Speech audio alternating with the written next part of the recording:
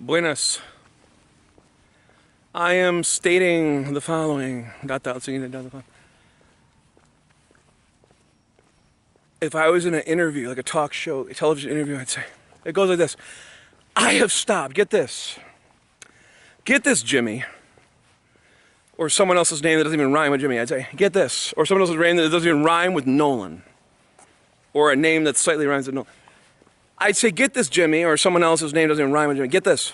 I have stopped saying hello. I've stopped I've stopped initiating the language to include words like, hello, how are you? When I go for walks in this neighborhood where I've existed for the last several years. I have literally stopped initiating words such as, hello, how are you? Or even, hello, or even, buenas tardes. Unless it's somebody that actually speaks Spanish. I will occasionally venture a buenas tardes, or a buenos dias, or a buenas noches. But it's rarely rare that I ever initiate anything anymore because I find I get a look at this that says askance, do I know you? And if the answer is a big no, I don't know why you're talking to me. If the answer is a big no, I don't know why you're talking to me. If the answer is a big no, I don't know why it is that you are talking to me. Like you know me. I'd say I think is it a new lowest low, or is it a low point when individuals feel that you should know them to initiate a conversation of a non-conversation? You're saying hello when you go on your daily, nightly walks or whatever. Is this a new lowest low, or is it a new low? Or is it justly, non-justly a low point in history, present momently?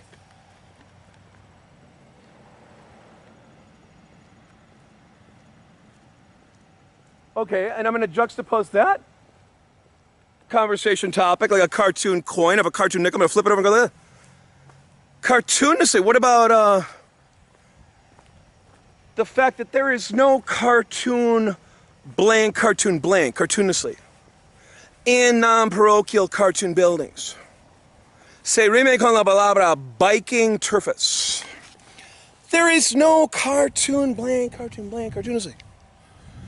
To begin a conversational topic on anything, even if it's somebody that you or I would really have a lot in common with.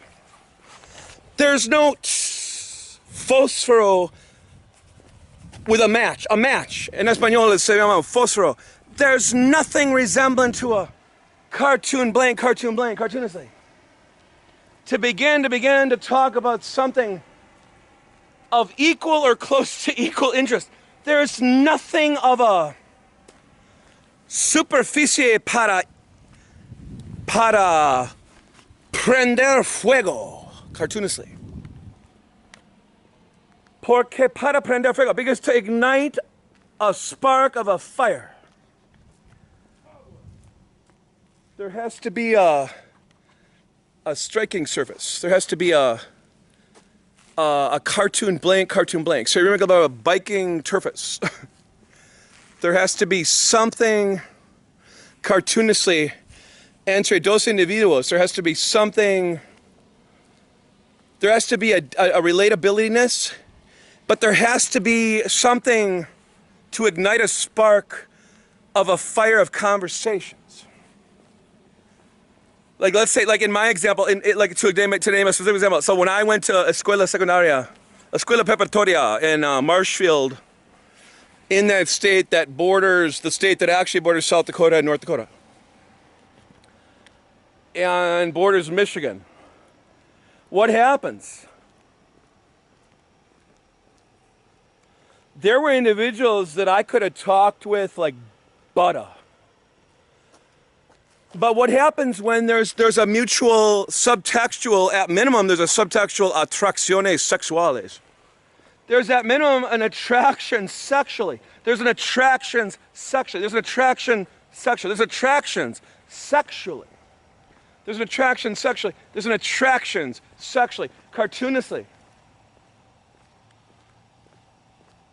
So we needed a matchmaker, give me a match. You know, we needed Streisand in full costume to appear in that high school classroom building of classrooms, in that high school cartoon hallways, to cartoonishly begin to prender fuego, begin a spark of fire of conversations. But then sadly, we would have needed Barbra Streisand, we would have needed Streisand there every single time for the first several times to begin to talk about deeper topical areas than sunscreen, sun protection factors, cartoonishly, and the benefits when one is suntanning near the equator. Cerca del cartoon Ecuador, cartoonishly. We would have needed Streisand in full costume or some type of a matchmaker, strike me a match of a conversational topical topic, you know. Would have needed Streisand in full costume or somebody to ignite the spark of a flame of conversational flames, to begin to make contact with another human being. That we had the mutual sexual attracciones. I am quite certain of this. At least on my end, I am entirely certain of it. I know for certain I was extremely attracted. I would hasten to say I'm still attracted to this hombre. His name is Joey Blank. He lives at Sunset Boulevard in Los Angeles. No, he lives somewhere near, I think somewhere near Springfield, Illinois. The point is, it doesn't matter. It doesn't matter where he lives. The point is, the Simpsons, the point is, we would have needed a matchmaker, strike me a conversational service of match. We needed some type of cartoonishly. Se rime con la palabra biking turfus. We needed Streisand, we needed somebody to say, you two seem to have some things in common, including mutual interest in one another, sexually. Perhaps you would like to further the topic on that by talking about something else that both interest you, like, how about men in swimsuits for no amount of money? Just talk about it. You know, talk about how you feel about, like, what if Sports Illustrated featured hombres physiques en vez de mujeres physiques? I mean, like, maybe that could be a topic to get you guys going, you know, like in the bedroom. I mean, anywhere, in any room, talking about things. How about the fact that you're not interested in basketball, Michael, that much? In terms of athletics, you're not interested in the sport of basketball. You're interested in muscly guys that perform in the bedroom after having performed basketball juegos y partidos de basketball. You know, partidos de baloncesto es la única manera para decirlo en español. You know, thank you. You know, like the Spanish, you know, it's like, perhaps you could talk about something about music. Maybe Joey Blank doesn't listen to a tonelada de música, bandas de rock, or bandas de post-punk, or bandas de gothic rock, bandas de goth.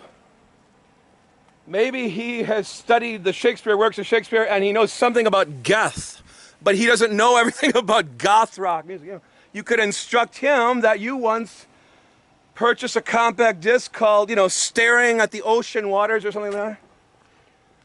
And you decided you were not into that style of music because it didn't resonate at that moment. And then what happens when everything is entirely backwardist? Like, for instance, that is my least favorite album by that band is Staring at the Ocean Waters or whatever. You know what I'm saying? We all know what I'm saying. Staring at the ocean waters. Staring at the sun. No, staring at the sea, you know. Staring at the letter C. No, staring at the ocean waters, let's call it. That is my very least album by that banda de rock. Banda de goth rock. I like every other album better. pretty much every other album better. So what, of course, was the first album I ever experimented with was Staring at the Ocean Water.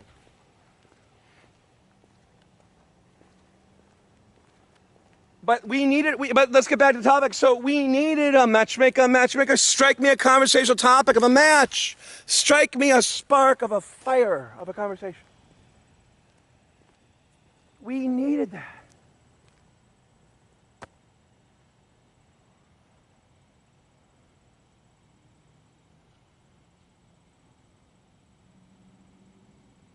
I met another hombre named Joey at a Club de Comedias in Minnesota. And I said, now we could probably use a matchmaker conversational spark of a match, of a conversational spark of ignitions. A conversational spark of a fire needs to be ignited, Joey. Another Joey that there was mutual commonalities, mutual resonances, mutual relatabilitynesses, cartoonishly. But the conversation fell flat. Why? Because when there is subtextual homoerotica, oftentimes conversations fall flat. Especially when at minimum one of those two hombres is homoerotically suppressed. Like a non-secrets, non-commerciale de television. They are suppressed at levels of their homoerotica awarenesses. They're more like non-awarenesses, non-conscious non-awarenesses. But they once heard a biblical story where someone said, no, putting thy penis in another man's body is not okay, young Simeon. No, that object needs to stay away from that man's objects. That man's genitalia and other body parts need to be separado. Keep them separated.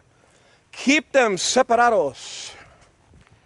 Somehow, there's some vague remembrances of biblical stories where someone is told and scolded for putting their genitals anywhere near another man's genitals. And we even remember ridiculous sayings like, and quote sayings like, man shalt not lay next to another man with genitalia, hanging low or hanging non-low. We are not to be anywhere near a man naked.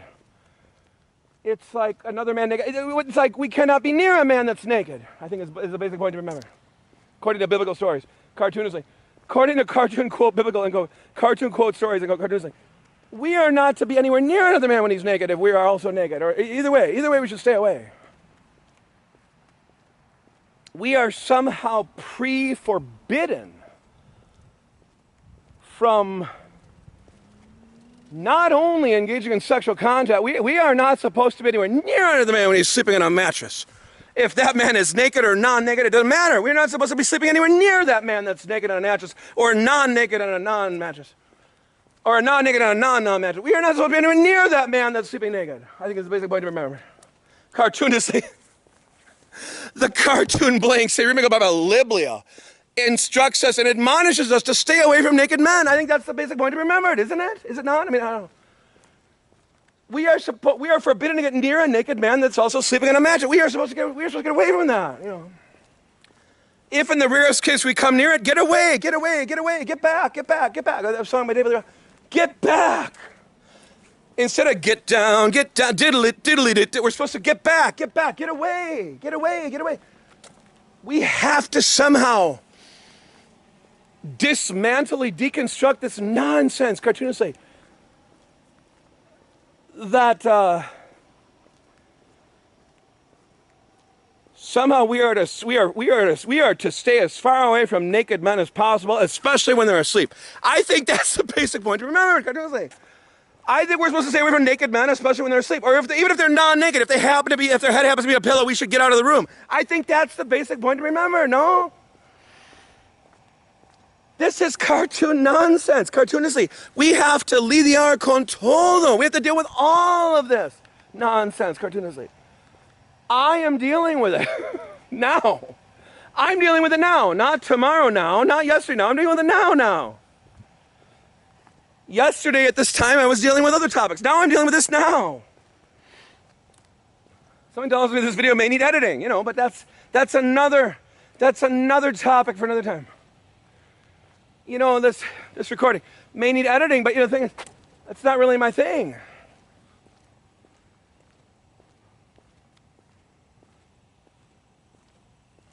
So I began by talking about non-parochial buildings. There's no cartoon blank. Say, remake on the biking turfus cartoonously. I began before that by saying, if I were on a talk show, I'd say to a man with his name, that's name doesn't even rhyme with Jimmy, depending on what the show wasn't or what it was, I'd say, I have stopped initiating words such as hello. Because I feel, I get a look like, huh? Do I know you? Why are you saying hello to me? I said this country has become so deeply asocial continuously. Or let's face it, maybe I didn't speak the exact words. This country has become deeply asocial cartoonishly. Cartoonishly, this country has become deeply asocial. That's it. It has gotten really severe, cartoonishly. We are talking about an entire country of individuals that feels or somehow falsely co-resonates that individuals that walk around with even a slight smile on the face. This goes back to the days of that virus, COVID-19 viruses. Unlike the el siglo del 1800, unlike the 1800s, when if someone had a scowly frown, like a complete deadpanness, non-expressions, that was a signo de insanidad. That was a signo de demencia. That was a sign of insanity. If someone never smiled. You know, so everyone in the state of Minnesota would be declared insane if today's standards were their standards then. Everybody would be insane. This country is chock full of nuts. There are individuals that never crack a smile. They never crack a joke, but they never crack a smile. This is cartoonly severe, cartoonishly. Cartoonishly, this is severe, cartoonishly. This is severe, cartoonishly, I'm stating it. For example, but speaking of Minnesota, so in Minnesota, there was a gentleman up to 20 minutes ago, he acted like startled. I was doing a video, I was talking out loud. He was like, whoa. I think he's talking to his cartoon parrot. He's talking to his cartoon dog.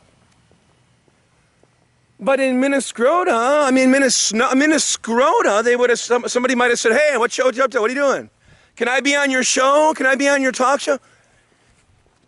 How can Minnesota hombres get me occasionally? Here it's a never. Nobody ever gets me here. It doesn't matter whether they are